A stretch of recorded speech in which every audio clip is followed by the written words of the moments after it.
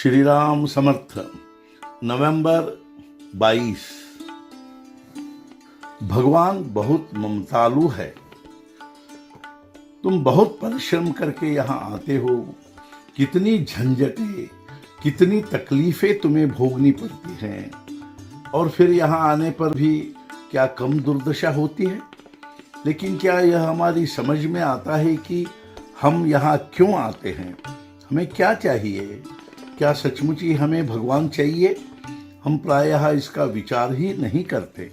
हम पर कोई संकट आया या हमारा कुछ बुरा हुआ तो हम कहते हैं भगवान ने यह क्या किया, ऐसा कैसा किया। किंतु यह कहने जैसा कोई पाप नहीं है।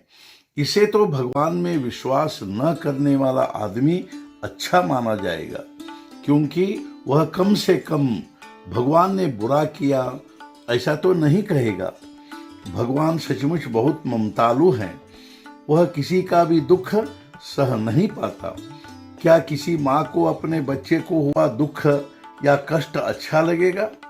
इसीलिए भगवान ने मेरा बुरा किया, यह मिथ्या धारणा अपने मन से निकाल डालो।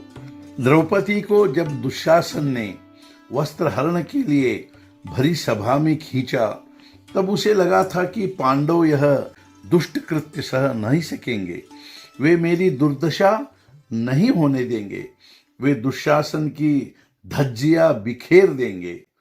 उसे पांडवों का विश्वास था।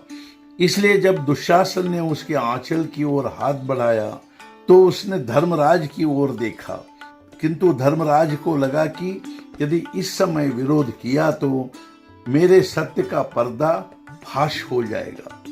इसलिए उसने लज्जा से सिर झुका लिया। अरे, यह कैसा अहम भाव से लथपथ सत्य! यही स्थिति अन्य पांडवों की भी हुई। फिर उसने भीष्म पितामह की ओर देखा, किंतु उन्होंने भी गर्दन झुका ली। बस तब तो उसने संसार से सहायता मिलने की आशा छोड़ ही दी और आकुलता से श्री कृष्ण को पुकारा, और उन्होंने साड़ियों का ढेर लगाकर उसकी इज्जत बचाई। बाद में एक बार भेंट होने पर द्रौपदी ने श्री कृष्ण से पूछा, तुम पहले ही मेरे बचाव के लिए क्यों नहीं दौड़े आए? जब वह दुष्ट मेरी गूंथी हुई चोटी अर्थात वेणी पकड़कर खींच रहा था, तभी क्यों नहीं दौड़कर आए?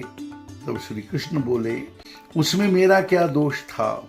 मैं तो तेरी रक्षा करने के लिए आतुर था, किंतु तब तू पांडवों की तथा लोगों की आशा कर रही थी।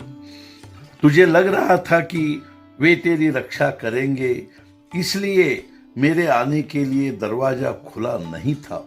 फिर मैं कैसे आता? हाँ, तूने संसार की आशा छोड़ दी और मुझे आकुल होकर बुलाया, तब मैं तेरी सहायता के लिए दौड़कर आया।